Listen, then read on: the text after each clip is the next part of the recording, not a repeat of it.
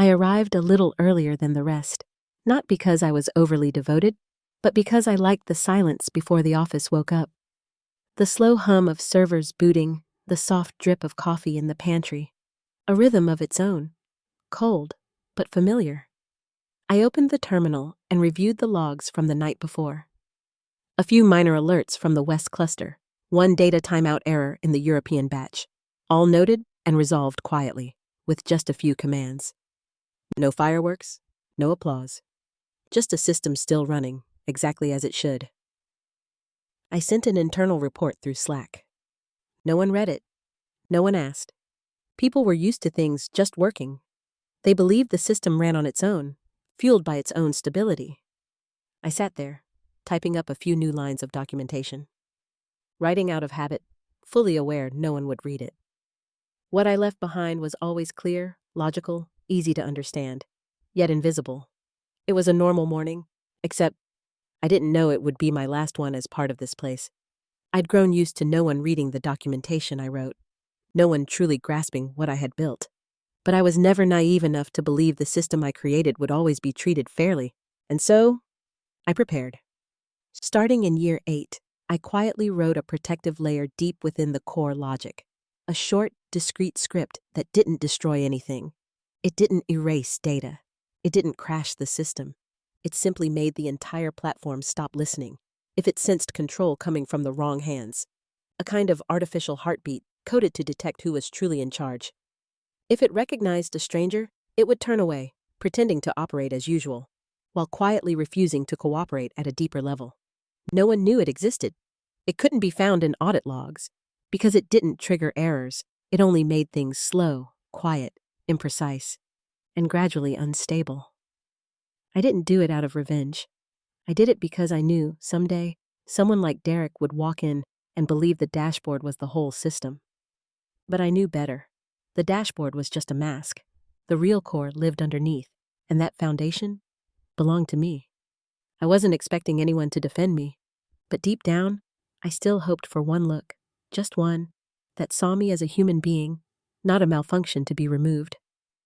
There was no look. When I stood up, the entire office fell silent. Not a chair shifted, not a single breath dared rise. Everyone stared at their screens, as if typing a few more lines of code might somehow erase the fact they'd just witnessed someone being thrown away. Sarah, the young HR rep who'd joined just 6 months ago, walked over and placed a white envelope in my hand. She said exactly 3 sentences, like reciting from a training manual. "We appreciate your contributions. This is your termination paperwork. You may collect your personal belongings within 15 minutes. I walked out of the room. I didn't look back. Some places don't need an exit marked by noise, because silence says it all. I left the Zenthra building without grabbing my things, without checking my email, without saying goodbye. I tossed my bag onto the passenger seat, got in the car, and drove straight toward the mountains. I needed air without Wi-Fi, without dashboards, without blinking metrics demanding action. I needed a space where no one needed me. I stopped at an old cabin on the edge of the forest, a place I used to escape to whenever the world got too loud. This time, it wasn't just a retreat.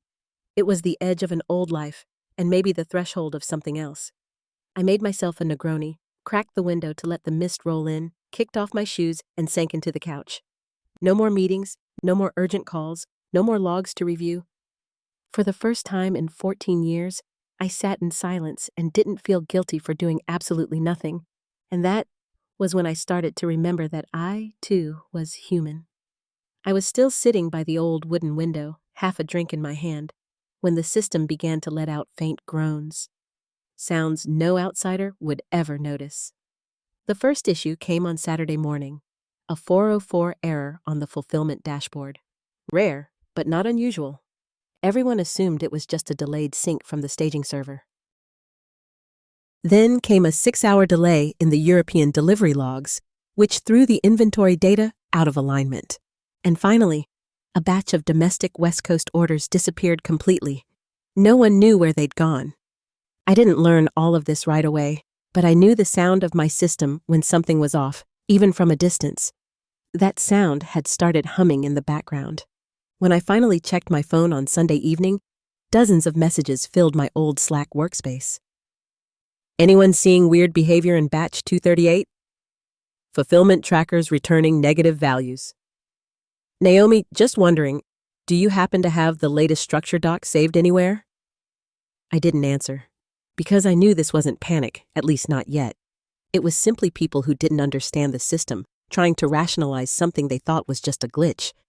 But in truth, it was the first signal.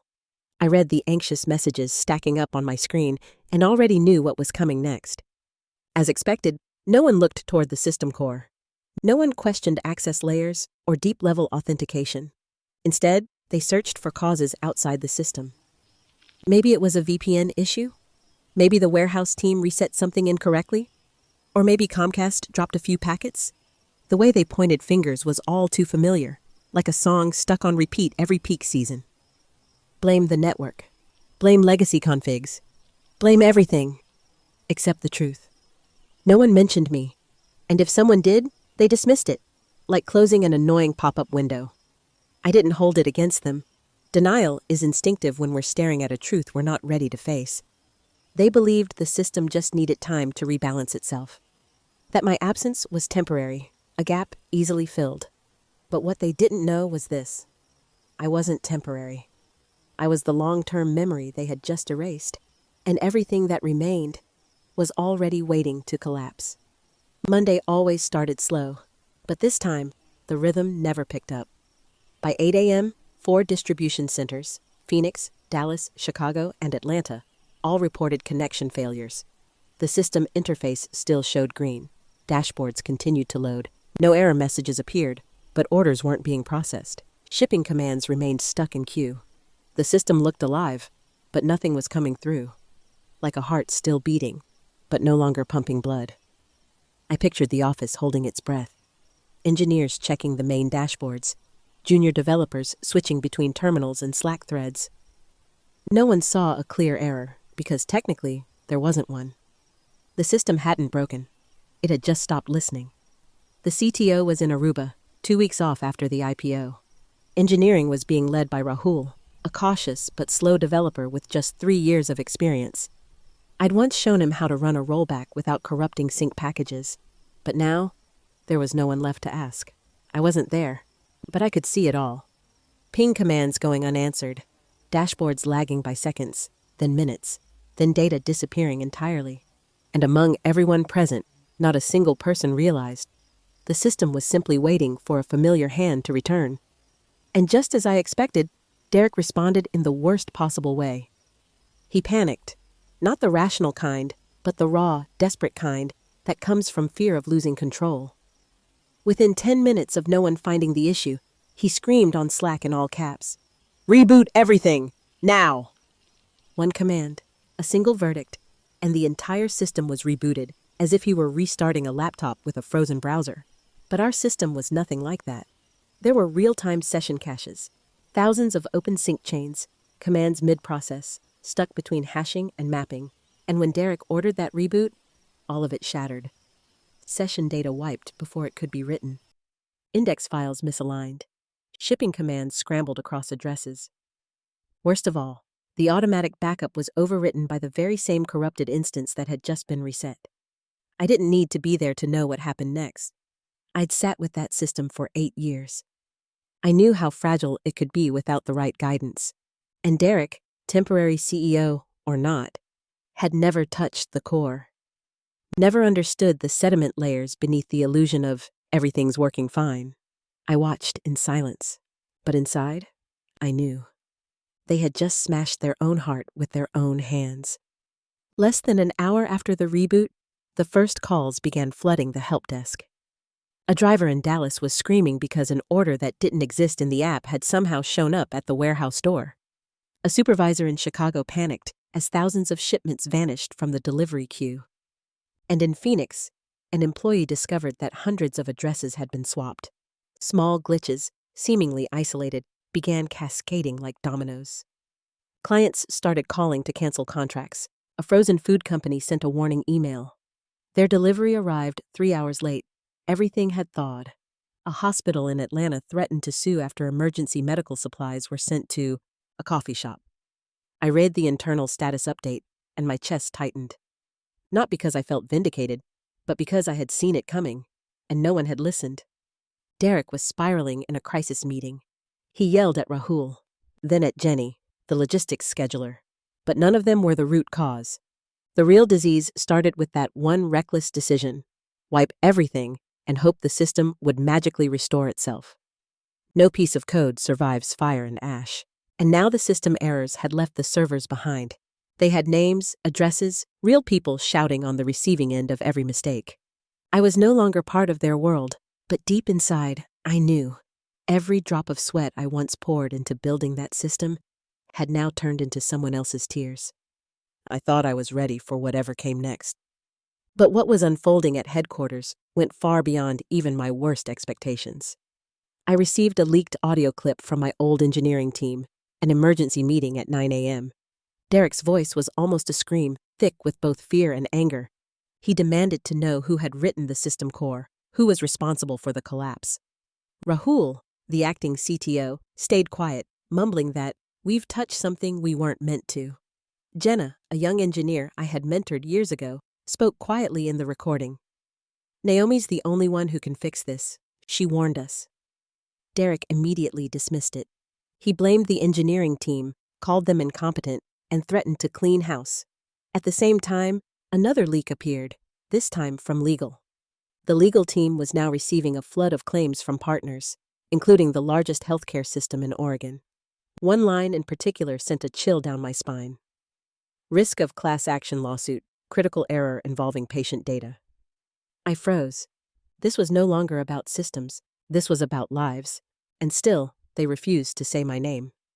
I thought they'd keep ignoring me, keep sinking deeper into ego and fear. But then, something I never expected happened.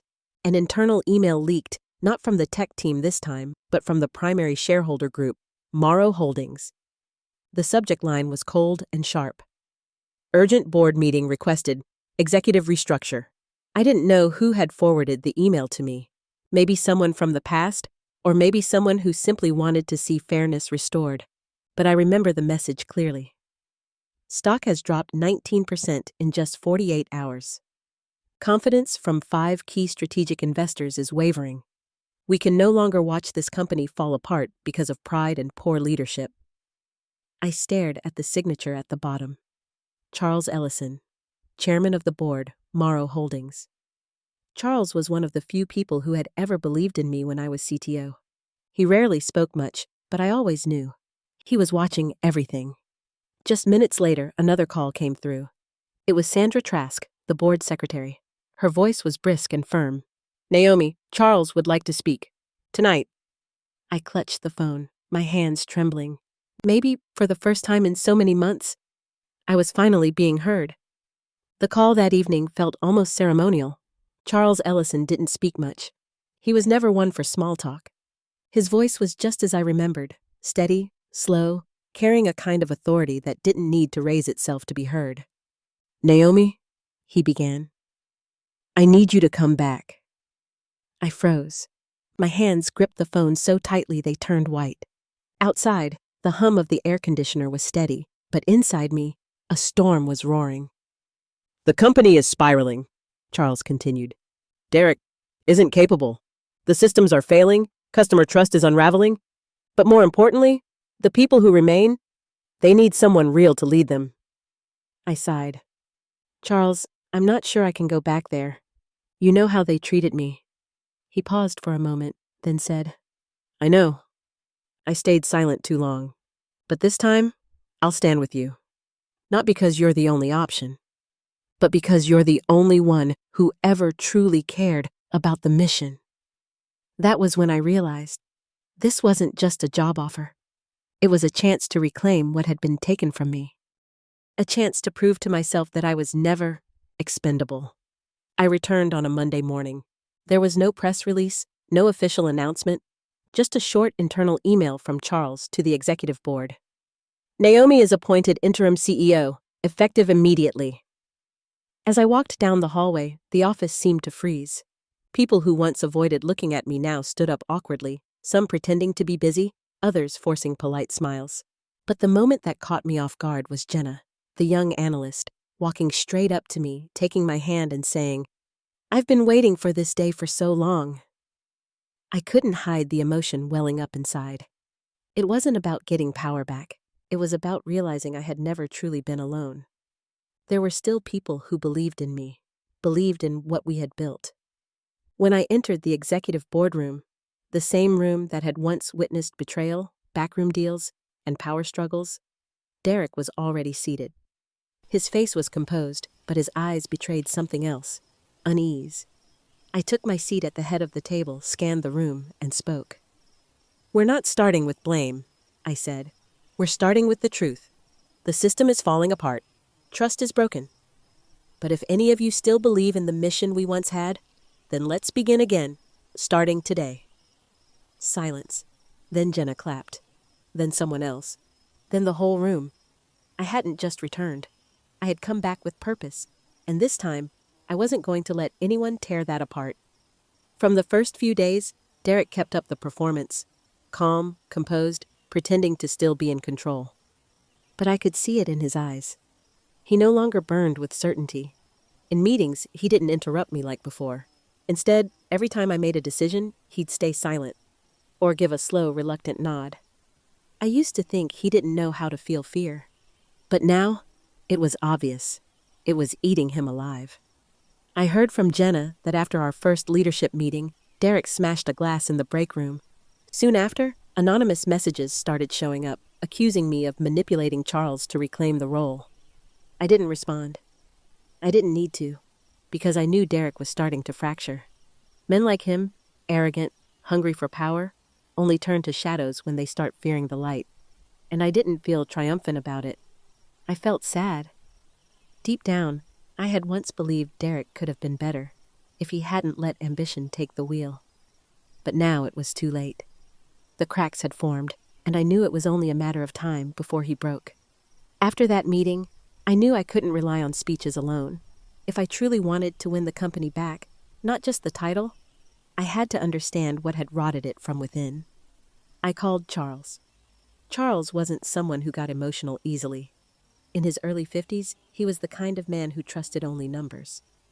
But he was also the only founding member who hadn't turned his back on me. Not because he believed in me blindly, but because he knew I'd never let this company sink under the weight of people like Derek. "We need to audit every expense from the last 6 months," I said. Charles nodded without asking why. He simply replied, "I've had the same feeling. Something's not right." We sat down together in the tech room, not the executive boardroom, to avoid unwanted eyes. Charles brought printed records, encrypted spreadsheets, and a hard drive filled with internal financial data. No IT, no assistants, just the two of us, and a growing suspicion. At first, everything looked ordinary. Marketing expenses had increased, which made sense during a scaling phase. Some payments to software vendors, legitimate. But then I stopped at one line item. Phoenix AI Consultant Group, won $300,000. We had never worked with any firm by that name. "Charles," I asked, heart starting to race, "do you know this group?" He stared at the name, then shook his head. The air thickened.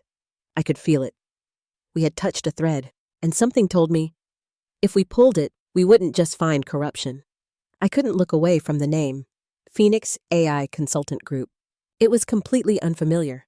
No one in the company had ever mentioned it. Charles furrowed his brow. "That never went through the board," he said.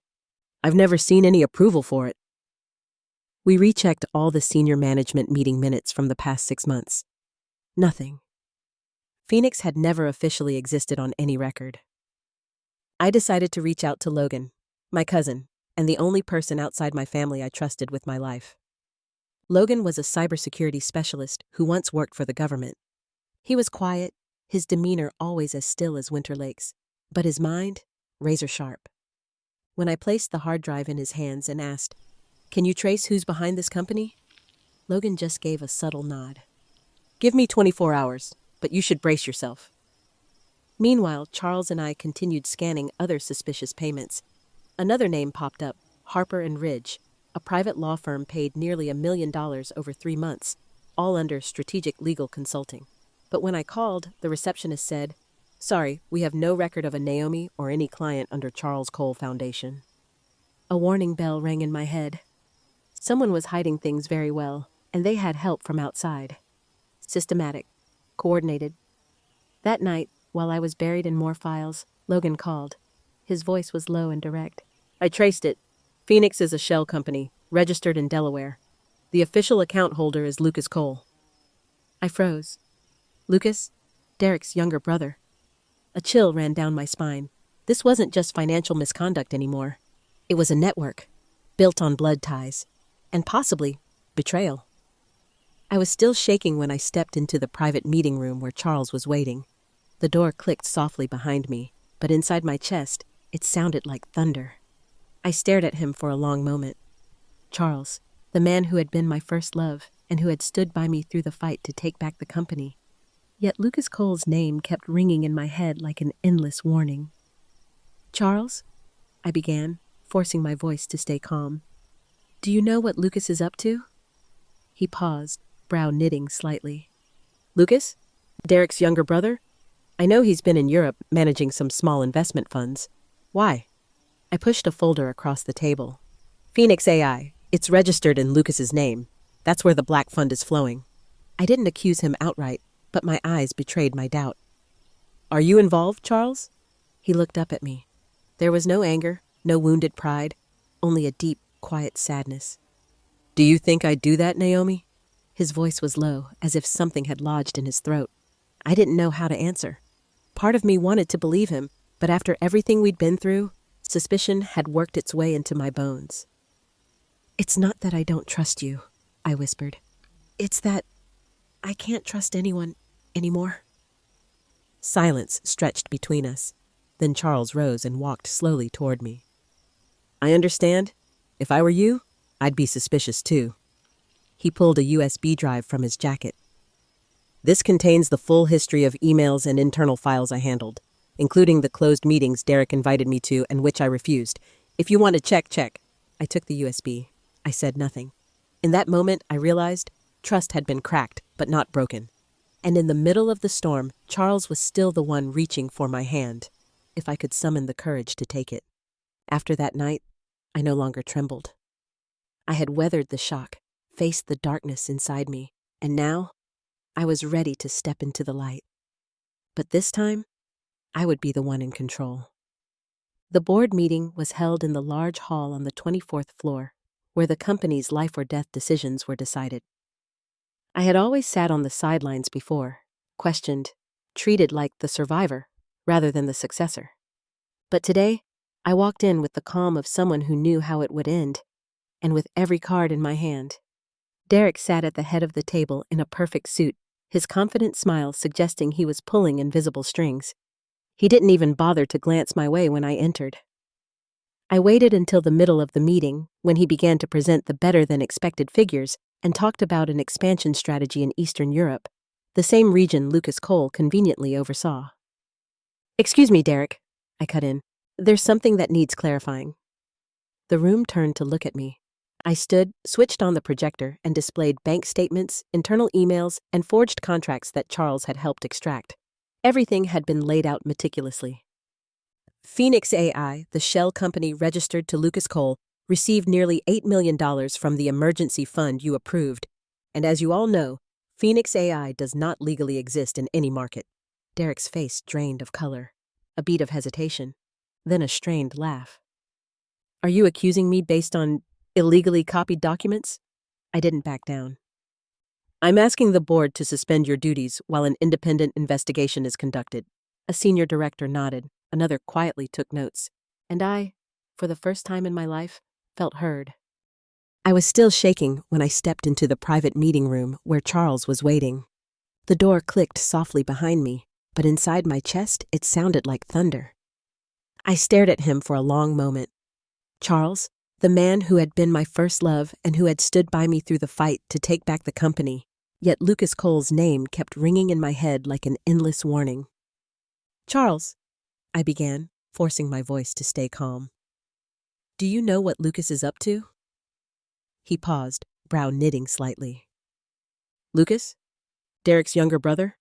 I know he's been in Europe, managing some small investment funds. Why? I pushed a folder across the table. Phoenix AI. It's registered in Lucas's name. That's where the black fund is flowing. I didn't accuse him outright, but my eyes betrayed my doubt. Are you involved, Charles? He looked up at me. There was no anger, no wounded pride, only a deep, quiet sadness. Do you think I'd do that, Naomi?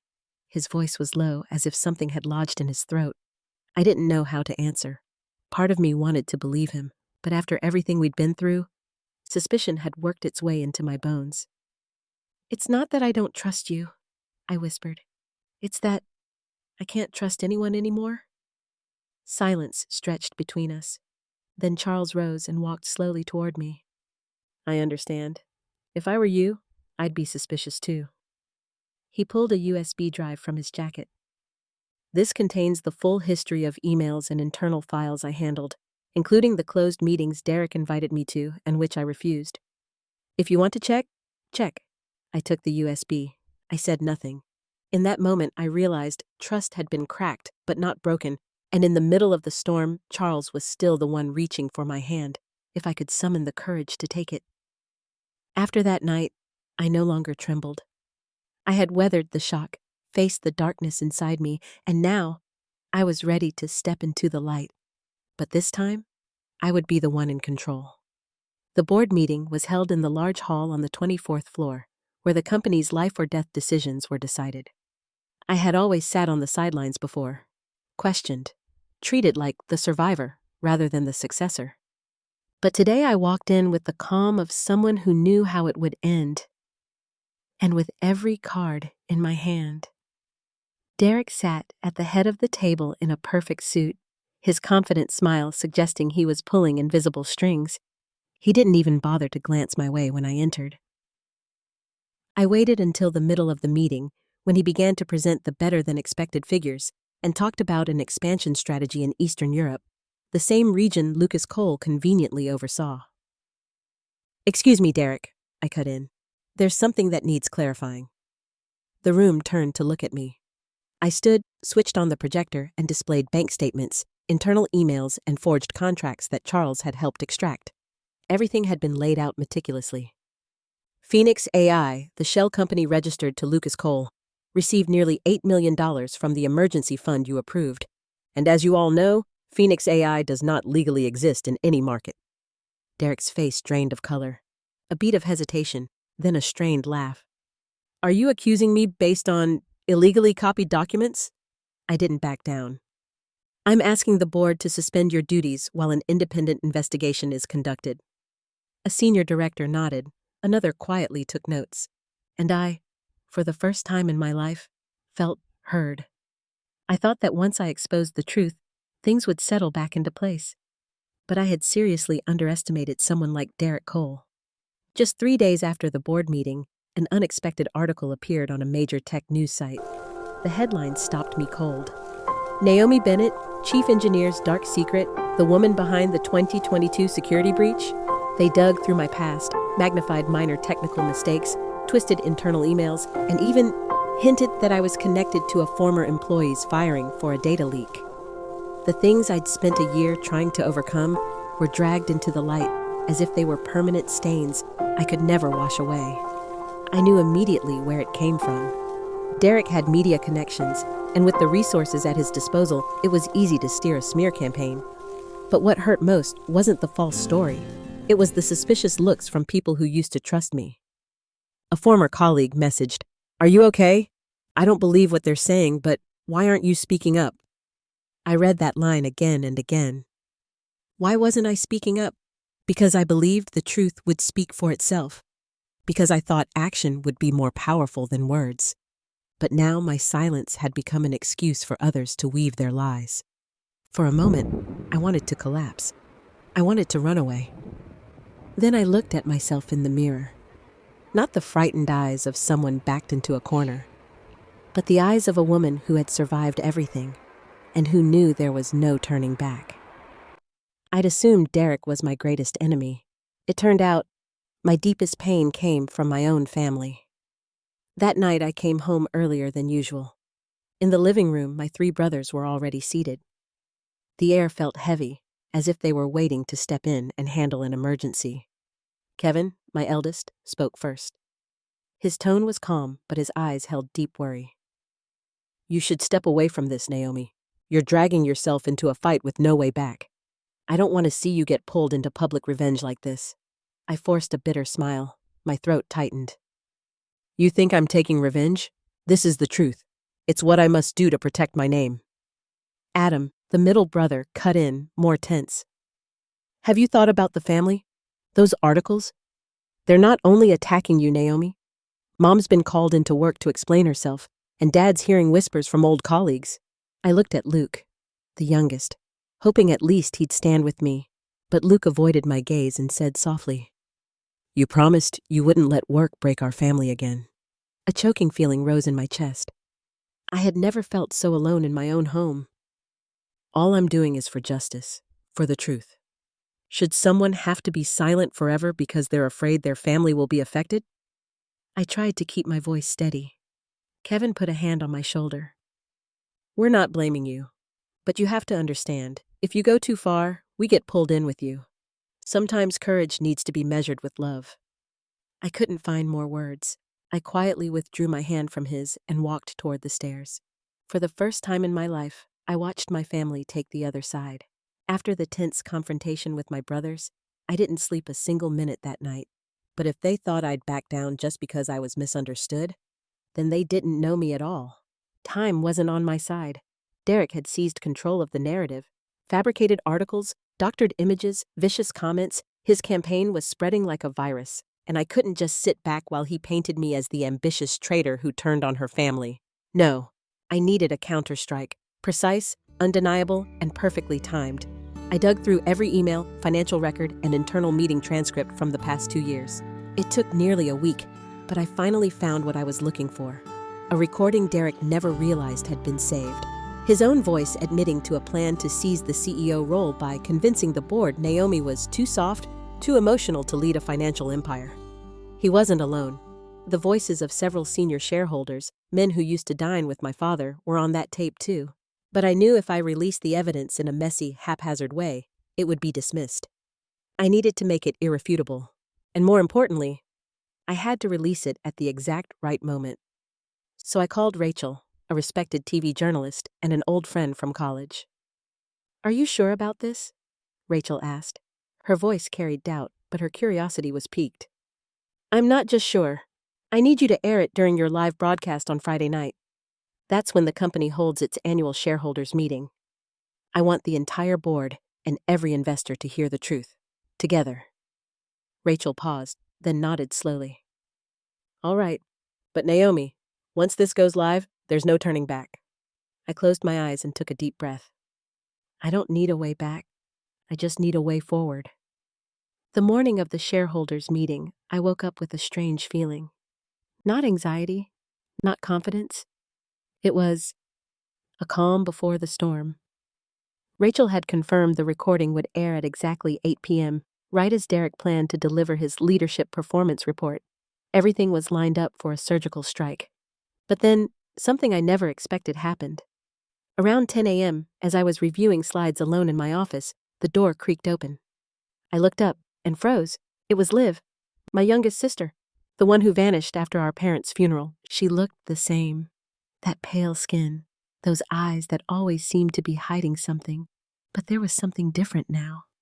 A quiet strength, a presence that hadn't been there before. "I heard everyone's turned against you," she said softly.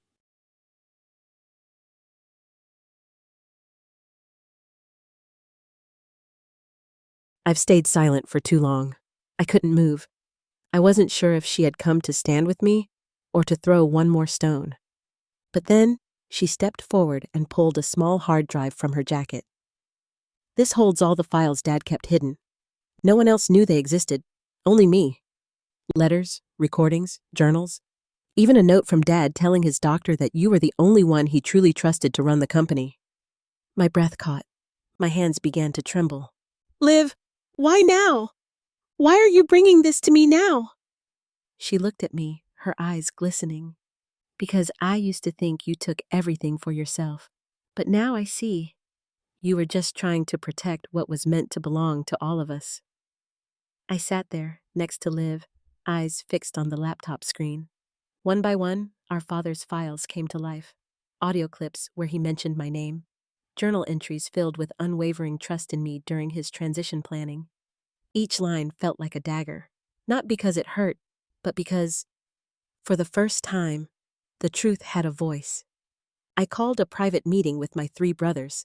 Eric, the eldest, always chasing the CEO dream.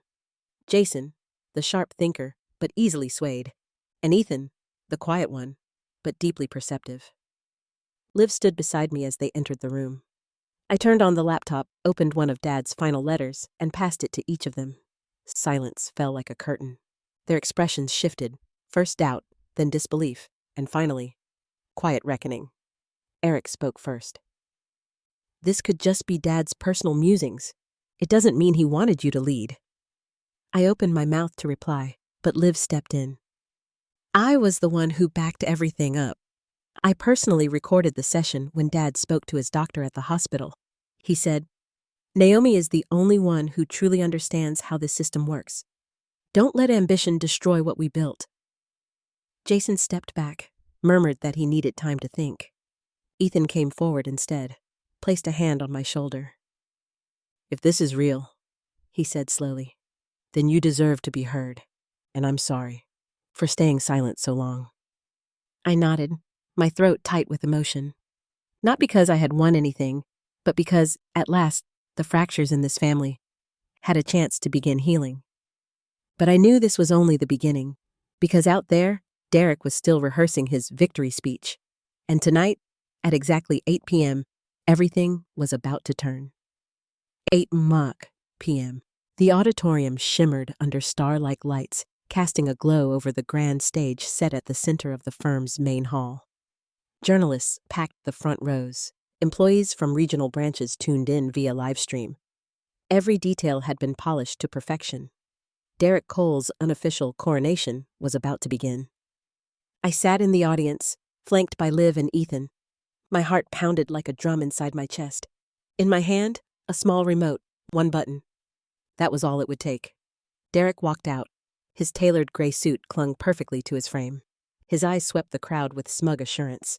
When he spoke, his voice rang with confidence, the sound of a man who believed the battle was already won. "Thank you all for being here tonight. Loss is never easy, but with the responsibility Mr. Walter left behind," I pressed the button. The sound system shifted. A different voice filled the room. My father's. "Derek, I trust you in an interim role, but Naomi is the one I chose. She understands this company's philosophy better than I ever dreamed. If anything happens, let her lead." His voice cracked in the recording. Then, after a long breath, he continued. "I know you have ambition, Derek, but don't let it destroy my legacy. Keep your promise." Gasps rippled through the room. Hands flew to mouths. Glances darted across the crowd. The journalist leaned forward, hungry to capture every word. Derek froze. His eyes widened. He stammered, This is fake. She made this up." I stood. My voice was calm but carried like a blade through the rising murmurs. "That recording came from my father's final consultation with his private physician. It has been independently verified 3 times. If you'd like to contest it, our legal team is ready to proceed." Derek said nothing. No one came to his defense. The room fell into an eerie, absolute stillness. And in that moment, I knew the fight wasn't over. But I was no longer the outcast daughter they tried to erase. I was the rightful heir, chosen by my father to carry forward the legacy of his life's work. The silence after the recording froze the entire room. No one spoke. No one applauded. No one came to his defense. Not even a single cough broke the tension. Derek was still standing there, his face flushed red, then turned pale. He looked like he wanted to step up to the microphone, but the voice of the chairman of the board, Mr. Mark Livingston, spoke first. The older man, who had been my father's right hand for over 2 decades, quietly stepped to the center of the stage. "Derek," he said, his tone calm but firm. "You've broken your promise and withheld information regarding the final directives. The board has heard enough. Under our internal governance policy, We hereby suspend you from your role as interim CEO, effective immediately." It was like a bolt of lightning struck Derek. He began to protest, but the security team had already appeared silently at both wings of the stage. Liv took my hand and squeezed it gently. I didn't even know when the tears started falling. Mr. Mark turned to me, his gaze softening. "Naomi, are you ready to step up?" I nodded. Step by step, I walked toward the podium, past the lingering shadow of Derek. I looked out over the room, faces that had once been my father's colleagues, employees who had always seen me as just the quiet daughter in the background. "My father," I began, my voice thick with emotion, "didn't place his trust in me because I was perfect, but because he believed in the person he had raised and the values he planted in me since I was a child." I paused, taking a deep breath. "And today, I will not let him down." The entire room rose to their feet. The applause wasn't loud like a triumphant victory, but more like a quiet acceptance. A welcome for the one truly meant to carry on the legacy. I returned to the old house on a soft, gray afternoon. The place that had once been our home, and also the place I had stormed out of in anger many years ago. The dark wooden door still creaked when opened. My footsteps echoed through the dusty living room, where the old family portrait still hung on the wall, my parents and us 3 kids when we were little.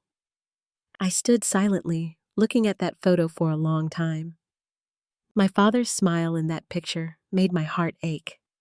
This place used to be filled with laughter, the smell of Mom's baking, evenings spent watching movies together, and it was also in this very place that the first arguments erupted about inheritance, responsibilities, and the special attention Dad had given me. I walked around the house as if revisiting my own past. Every room brought back a memory, even the ones I once tried to forget. My old bedroom still had ink stains on the wall from when I used to draw. The hallway still bore the faint mark from when Liv and I played hide and seek and broke Mom's antique vase. I sat down on the old sofa, placing my hand on the worn family photo album. I turned the pages slowly, reliving each memory. And suddenly, I understood. My father hadn't just left me a corporation. He had left me a legacy, a family on the verge of falling apart, a family that needed to be made whole again. And I knew I couldn't just be a CEO. I had to be the daughter strong enough to bring this family back together. That night, I sat alone in the old kitchen, scrolling through my contacts. My finger hovered over each name: Ethan, Liv, even Mom. Though our relationships had fractured almost beyond repair, a part of me still longed to try again. One last time. I started with Ethan. His voice was distant, almost cold, but he agreed. Liv stayed silent for a long time before finally replying that she would think about it. Mom was the last one I called, and to my surprise, she said yes without hesitation. Maybe she, too, was tired of all the years filled with silence and loneliness. I chose a Sunday afternoon, in the same old house. Not some sleek boardroom at the company, nor a fancy restaurant. Just the place where we were once a family. That day, I kept everything simple: tea, pastries, and a photo album placed at the center of the table. I didn't expect hugs. I didn't hope for tears. I only wished they would come and listen. As the door opened and each of them walked in, I saw the doubt in their eyes, the guarded looks, but also something fragile, like a faint glimmer of hope still holding on. I took a deep breath and looked around at everyone. This was no longer a family gathering. This was the last chance for us to find our way back to each other before it was too late. No one spoke for the first 10 minutes. The tea in front of us slowly grew cold in the silence. Everyone sat upright, back stiff, hands clasped, eyes avoiding one another, as if they were attending a tense job interview rather than a family reunion. I was the first to speak, with a simple sentence: "Thank you for coming." No one responded. I turned to Mom, hoping to catch her eye with a soft smile, but her gaze stayed fixed on the table. Liv sat beside her, arms tightly crossed, as rigid as stone. Ethan stared at a painting on the wall, his expression unreadable. I pulled out the old photo album and gently placed it in the middle of the table. I wanted us to remember a time when we were still a family. My voice softened. I opened the first page. There was a photo of my father sitting with me on the grass when I was little. I shared the memory of how, when I was 6, he built a kite for me and ran across the backyard to help it fly. A simple, pure moment. Silence lingered for a beat longer, then Liv spoke up, her voice sharp as a blade. Right. All those precious moments before everything fell apart. I looked at her and saw the long suppressed anger surfacing in every line of her face. Ethan let out a dry laugh and cut in. Naomi, you were the first one to walk away. Don't act like you were the victim. I nodded. You're right. I did walk away. But did any of us really stay? This family, it's been broken for a long time.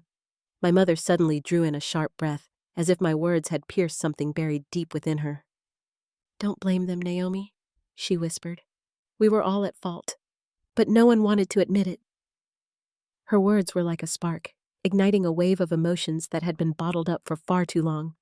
The silence broke, but not into reconciliation. It cracked open so that all the old wounds could be laid bare, piece by piece. I sat frozen in the heavy atmosphere. Every word from Liv, from Ethan, felt like thorns piercing deep into old memories, but it was my mother's weary whisper that shattered the shell I had wrapped around myself for so many years. I no longer wanted to play the strong one. I no longer cared to wear the calm, composed mask I had carried since the day I walked away from this home. All right, I said, my voice trembling. If you all think I abandoned this family, then at the very least, let me tell you why. I met each of their eyes. My mother, her face lined with time and regret. Liv, with a gaze full of betrayal and hurt. Ethan, his brows furrowed, waiting, though not sure he wanted to hear what was coming. I swallowed hard. Dad didn't die in an accident. The room turned to stone. No one moved. I took a deep breath, trying to keep my voice from breaking. That day, he was drunk. He hit Mom, like he had so many times before. I screamed, tried to stop him. Liv, you didn't know. You were still too young. Ethan, you were at tutoring that evening. I was the only one who saw him push her down the stairs. Mom raised a hand to her mouth, tears spilling down her cheeks. Liv froze. Ethan stepped back as if something had slammed into his chest. He didn't die immediately. I called the ambulance. I held Mom's hand through that entire night, but afterwards, she told me not to say a word. What happens in this house stays in this house, she said. And I listened. My voice cracked. I carried that secret with me when I left. I've carried it through every year of my youth. It was there in every decision, every nightmare. And now, I'm tired. No one mocked me. No one yelled. There was only silence, so heavy it felt like even time itself had paused to try and make sense of what it just heard. I had said everything. Every hidden wound, every buried pain was finally released, and in that moment, I was no longer afraid. When I let out that final sigh after my confession, the room froze in a second of absolute stillness. I didn't dare lift my head. So used to judgment, I instinctively braced myself, ready to meet eyes filled with doubt or disappointment. But then, I felt something different. The faint scrape of a wooden chair. Then, the familiar, slender hand of my mother rested gently on my shoulder. The hand that once stroked my hair each night when I was little, but whose warmth I hadn't felt in so long. She didn't say anything at first. She simply knelt beside me and slowly wrapped her arms around me, as if holding something fragile she had just recovered after years of being lost. Her voice came out hoarse, broken. Naomi, I was wrong. I was blind. Please forgive me. I burst into tears, soundless, the kind that came from deep within, the kind that couldn't be held back. In her arms, I wasn't the strong, hardened woman anymore. I was just the little girl who had always longed for one thing. A simple acknowledgement, a tight embrace. Ethan stood still for a long moment. Then he stepped forward, wrapping his arms around both me and Mom. You're the strongest person I've ever known, he said, voice trembling. I'm sorry I wasn't there when you needed me most. I'm so sorry. I could feel his hands shaking. And Liv, my sister, who had stayed silent the entire time, now stepped forward. She pulled an old photo from her wallet of the three of us sitting on the old sled all those winters ago. Her eyes were red. I don't remember why I was so angry with you. I only remember I used to love you so much. For the first time in years, my family held each other in silence. No more accusations, no more trying to prove anything. Only a fragile piece of love that had never truly gone away. A year passed in the strangest way, so quickly, yet so full. Sometimes I still find myself startled when I think back to that night, the night when everything seemed to fall apart, only to become the beginning of something extraordinary. I still live in my parents' old house, but it no longer feels cold. Every morning, when sunlight filters through the curtains and birds chirp outside in the garden, I find myself smiling, because I know I'm no longer alone. After the truth came out, Mom decided to sell all her shares in the company and officially retire. She spends most of her time at home now, tending the garden with me, trying out new recipes, and sometimes just sitting beside me in silence. Our relationship still carries cracks, but they're slowly healing, bit by bit, through small things like that. Ethan, on the other hand, returned to work with a completely different mindset. He's no longer the impulsive, hot-tempered younger brother. He's become a calm, thoughtful leader. Every now and then, he drops by with some of Mom's favorite food, or just to chat about work with me, like old friends. As for Liv, my younger sister, she's moved back to live nearby. She's still as sharp as ever, but she's learned how to listen, how to understand. Every weekend, the three of us gather again, sometimes just to argue over how to make butternut squash soup. But for me, that's the simple kind of happiness I once thought I'd never have again. I'm still Naomi, the girl who was once cast out by her own family, who once stood in the dark with nowhere to go. But now, I'm also the one they've welcomed back. Not because they became perfect, but because we all learned how to forgive. And I know, deep down, Dad is still watching over us. Perhaps the strangest thing of all is the silence. It used to suffocate me. Now, it's a precious space where I can finally hear my own heart. When I was a child, I believed family was unchanging, that it was a place where you would always be loved, always be trusted, no matter what. But as I grew older, I learned that isn't always true. Family can be wrong. It can hurt you more than anyone else, because they're the ones you love the most. I once wished I could disappear, wished I had never been part of the Cole name, but now, I'm grateful I didn't let go, because if I hadn't stood up in that moment, if I hadn't stayed true to what was right, if I hadn't faced the wounds we all carried, then maybe, just maybe, we'd still be nothing more than a collection of strangers sharing a last name, living under the same roof, but never really seeing one another. The biggest lesson I've learned is that sacrifice doesn't always come in grand gestures. Sometimes, it's enduring the pain of being misunderstood without shouting for justice. It's choosing to forgive even when no one has said sorry. It's waiting for someone to return, even if no one promised they ever would. And in the end, it's daring to trust again, even with a heart that's been broken. I'm not telling this story to be the hero, nor to ask for sympathy.